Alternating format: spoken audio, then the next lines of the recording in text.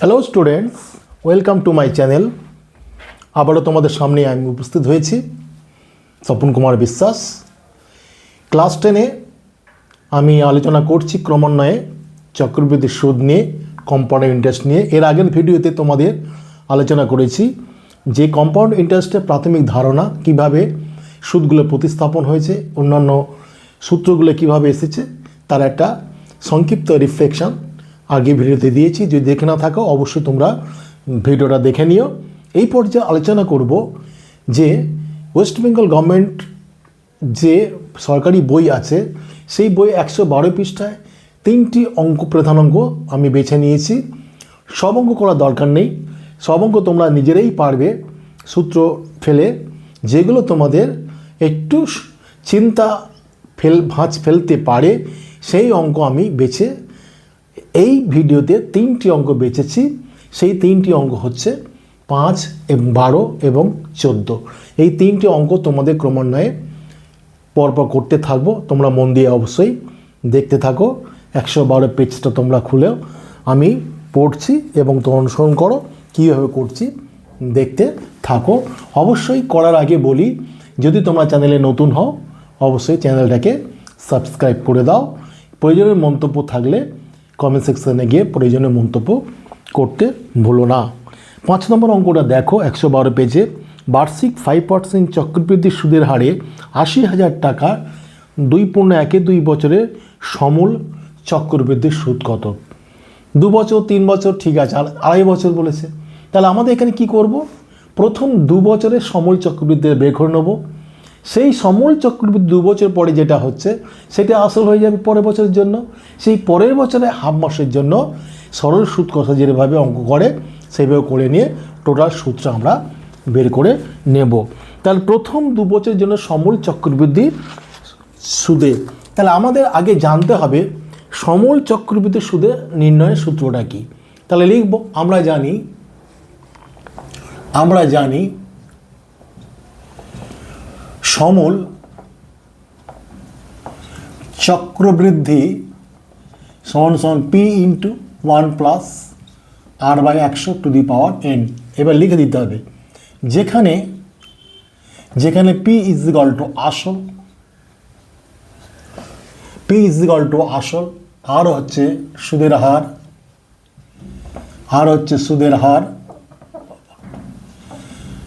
আর হচ্ছে এন হচ্ছে সময়। তাহলে এখানে আসলটা কি বলেছে? আসলটা হচ্ছে 80,000 টাকা, রেট বলছে। তাহলে দেওয়া আছে, লিখব দেওয়া আছে P is equal to 80,000, R is equal to 5%, R কত? 5%। ঠিক আছে। তাহলে এইবারে সময়ও দেওয়া আছে, এন হচ্ছে 2.12 বছর। তাহলে আমার এতে বলেছে সমূল চক্রবৃদ্ধি বার করতে বলেছে। তাহলে আমি প্রথম 2 বছরটা বের করে নিই, তারপর হাফ বছরটার জন্য বের করতে পারবো। তাহলে লিখব প্রথম 2 বছরে সমূল চক্রবৃদ্ধি সূত্র ফেলে দেবো, পি জায়গা 80,000, তাহলে 80,000 প্লাস 1 প্লাস আর কত?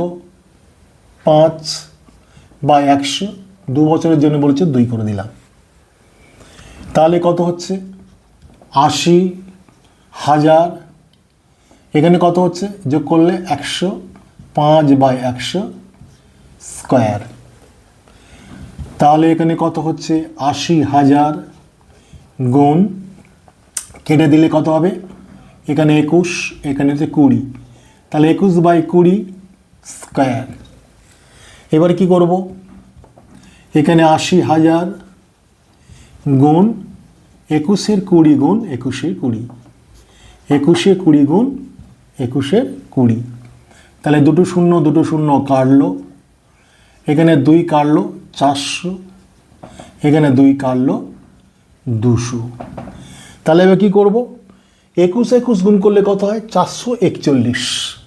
এটা মুখে করে নেবে।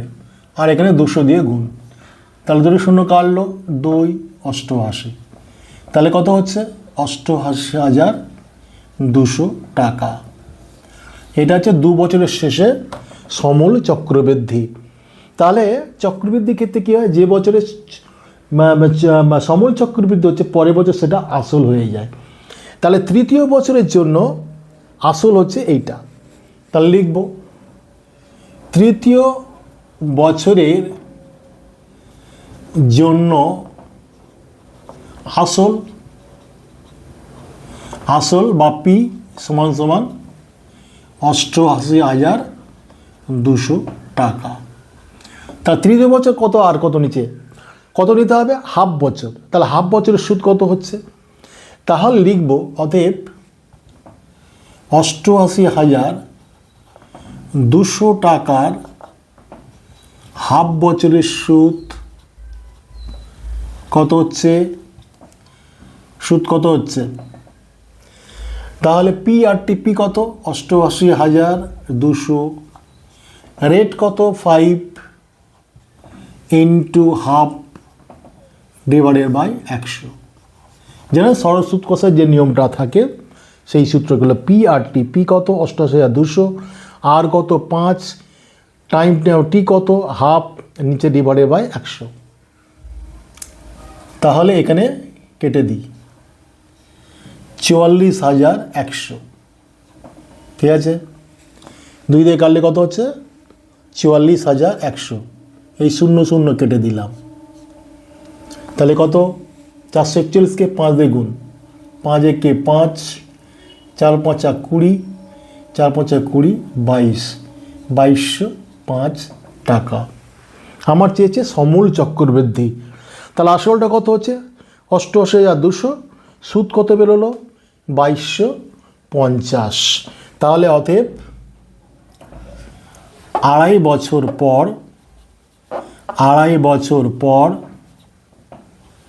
সমূল চক্রবৃদ্ধি কত হচ্ছে, আসল প্লাস ওইটা, তাহলে আসল কত 88,200 প্লাস 2205, তাহলে 05 মানে 405, তাহলে 90,405 টাকা। এটা হচ্ছে উত্তর। এটা কেন করালাম, যেহেতু আড়াই বছর আছে এবং আগে প্রথম 2 বছর করে দিলাম, তারপরে হাফ বছরের জন্য করে নিয়ে যোগ করে দিলাম, এটা ভাবাতে পারে বলেই অঙ্কটা আমি বেছে তোমাদের সামনে হাজির করলাম। আশা করছি তোমরা বুঝে গেছো। এবারে নেক্সট অঙ্কে চলে এসো। তোমরা দেখে বুঝতে পারছো যে পরে দেখো 12 দাগে দেখো, বাকিগুলো তোমরা পারবে বলে আমি ধরলাম না, 12 দাগেরটা আমি করছি। 11 আর 12 একই অঙ্ক, তবু 12 দাগের অঙ্কটা করলাম কেন দেখো, বুঝতে পারবে।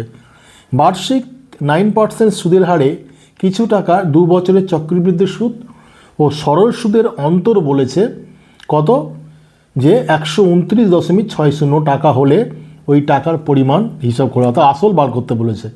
বার্ষিক 9%, তার রেট বলেছে রেট অফ ইন্টারেস্ট 9, কত বছরে 2 বছর, টাইমটা বলেছে 2 বছর, চক্রবৃদ্ধির সুদ সরল সুদের অন্তর বলে দিয়েছে। তাহলে আমি আগে সরল সুদটা বের করব, তারপর চক্রবৃদ্ধির সূত্রও বের করব, করে অন্তরটা দেখব কত কি হচ্ছে। তাহলে আগে সরল সূত্রটা বের করে নিই। তাহলে লিখবটা কি, লিখবটা হচ্ছে লিখব ধরি আসল সমান সমান পি।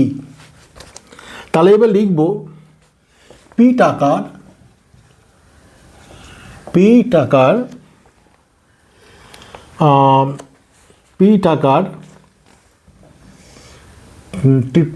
10% হারে,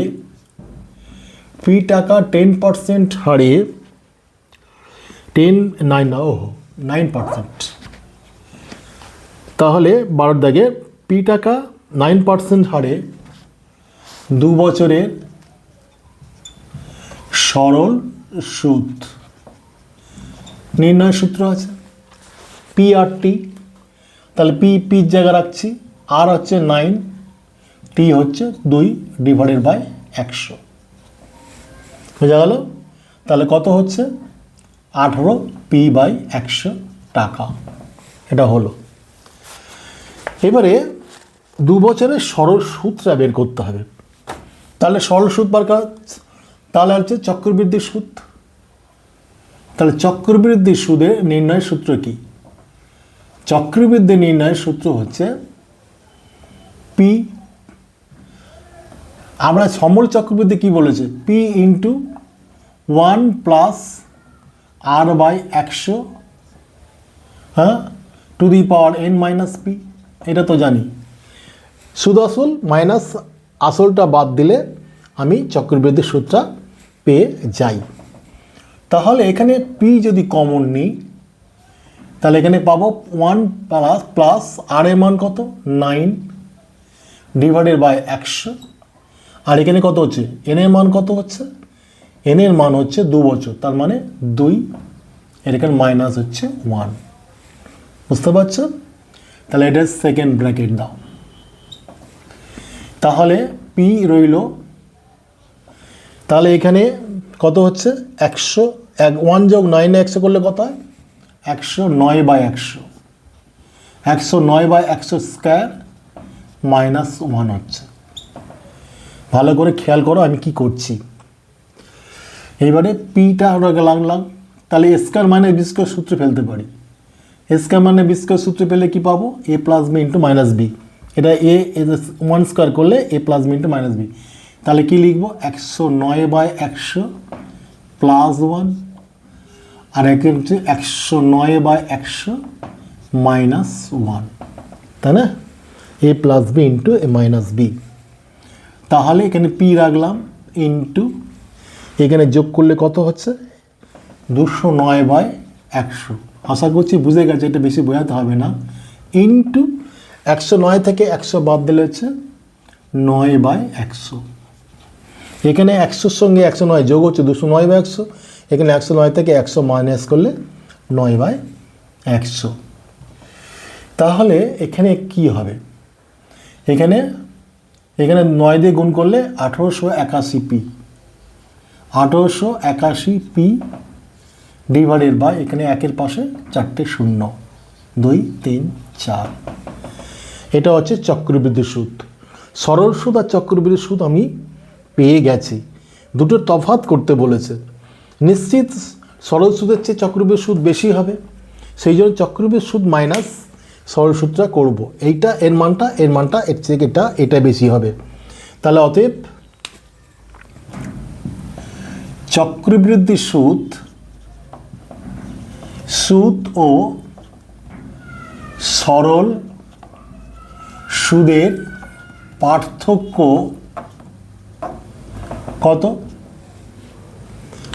কত, এইটা, তাহলে কত লিখব 1881 P divided by 1 2 3 4 minus 18 P divided by 100, এটাকে বিয়োগ করব জাস্ট।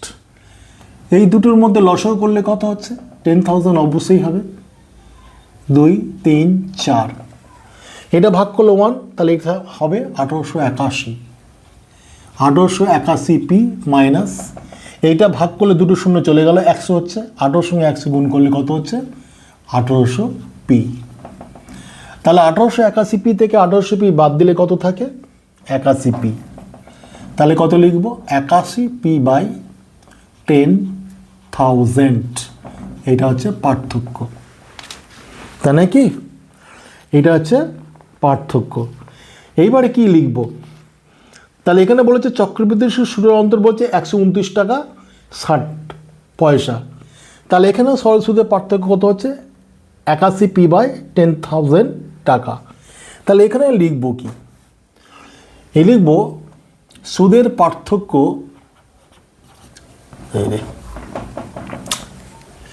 এখানে লিখব কি সুদের পার্থক্য, আচ্ছা এখানে আসি ঐক্য নিয়ম করার জন্য, সুদের পার্থক্য সুদের পার্থক্য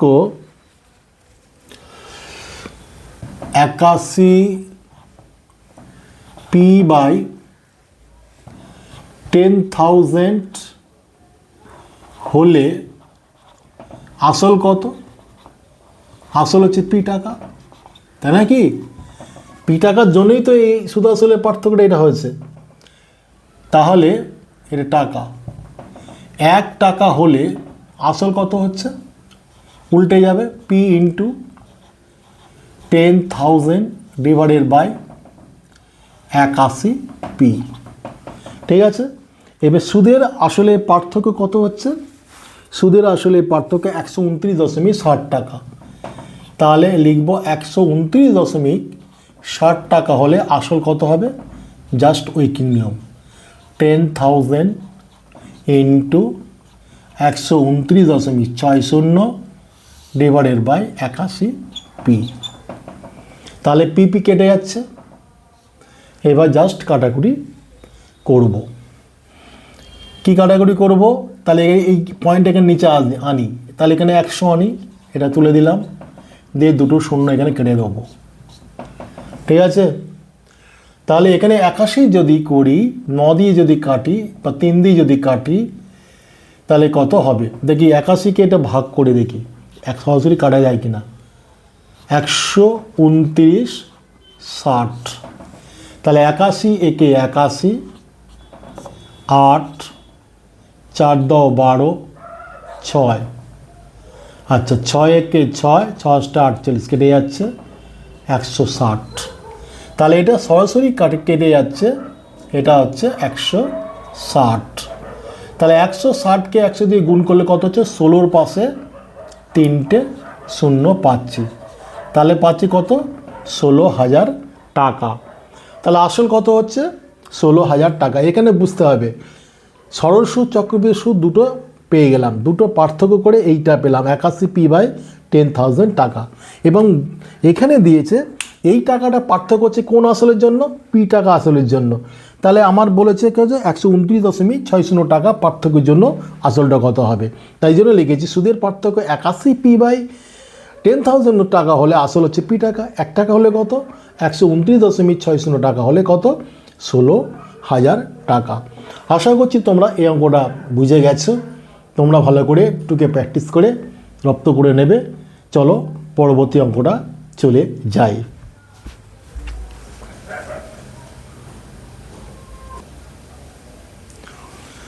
এবার দেখো 14 অঙ্কটা তোমাদের সামনে হাজির করছি, তোমরা বইটা দেখো।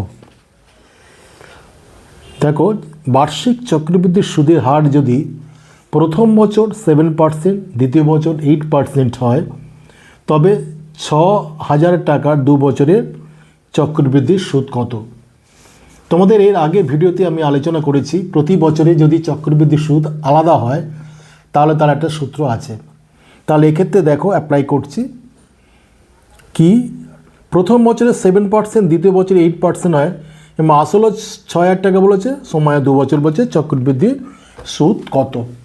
তাহলে সমল চক্রবৃদ্ধিটা বার করি, চক্রবৃদ্ধি সূত্র বেরিয়ে আসবে। তাহলে এখানে লিখব সমল চক্রবৃদ্ধি, সেটা কত? আসল আগে বের করতে হবে। তাহলে আসল কত? আসল হচ্ছে তোমার 6,000 টাকা। তাহলে 6,000 টাকা ফেলবো ইন্টু 1 + প্রথম বছরের রেটটা ফেলবো। প্রথম বছরের রেটটা কত? 7%, 7/100 ইন্টু 1 + দ্বিতীয় বছরের রেটটা। দ্বিতীয় বছরের রেটটা কত হচ্ছে? 8, তাহলে 8/100।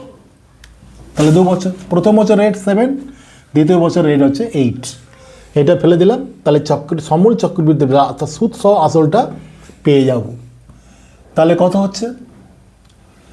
6,000 গুণ, এখানে যোগ করলে কত হচ্ছে? 107/100 ইন্টু এখানে কত হচ্ছে? 108/100। তাহলে এখানে দুটো শূন্য কেটে গেল, এখানে দুটো শূন্য কেটে গেল, একটা শূন্য কাটলো। তাহলে পড়ে থাকে এখানে কত? 3, এখানে পড়ে থাকে 5। এখানে 3, এখানে পড়ে থাকে 5, আর কিছু করার নেই, কোনো কাটাকুটি যাবে না। উপরে 3টে গুণ করে দিয়ে নিচে 5 দিয়ে ভাগ করতে হবে। তাহলে 3কে 100 দিয়ে গুণ করলে কত হচ্ছে? 321, আর নিচে 108 দিয়ে গুণ করতে হবে। তাহলে কত হচ্ছে? 8 একে 8, 8 দুগুণে 16, 3 আসতে 24, 25, 3টে 0 থাকলো। তাহলে এখানে কত হচ্ছে? 321। তাহলে 8, 6, 5, 4, 34,568। তাহলে ওপরে গুণ করে পাচ্ছি কত? 34,568 ডিভাইডেড বাই 5। এইবার এটাকে ভাগ করতে হবে, ভাগ করে আনতে হবে। গুণটা ঠিক আছে, দেখে নিই। 321, 108, 8 দুগুণে 25, 0, 321, 6, 6, এখানে 5 একে 6 হবে, বলে গেছে। 5 একে 6, 2 দুগুণে 4, তাহলে 34,668। তাহলে এখানে ভাগ করে দিই। 5 ছক 30, 46, 5 লম 45, হাই থেকে 1 16, 3 5 15, হাই থেকে 1 18, 3 5 15, 6.056 30। তাহলে 6,933 টাকা 60 পয়সা। তাহলে লিখব 6,933.60 টাকা। এটা হচ্ছে সুদ সহজল। আমার চেয়েছে কি দেখতে হবে? চক্রবৃদ্ধি সুদ। তাহলে আসল থেকে বাদ দিয়ে দেবো। তাহলে অতএব চক্রবৃদ্ধি সুদ সমান সমান 6,933.60 মাইনাস 6,000। তাহলে কত হচ্ছে? 933.60 টাকা। আশা করছি অঙ্কটা তোমরা বুঝে গেছো। গুরুত্বপূর্ণ 3টে অঙ্ক তোমাদের সামনে এই ভিডিওতে উপস্থাপন করেছি। আশা করছি তোমরা বুঝে গেছো। ভালো করে তোমরা রপ্ত করে সামনের পরীক্ষার জন্য প্রস্তুতি হও। তোমরা শরীর ভালো থাকুক এই বলে আজকের তোমাদের ভিডিওটা এখানেই শেষ করছি।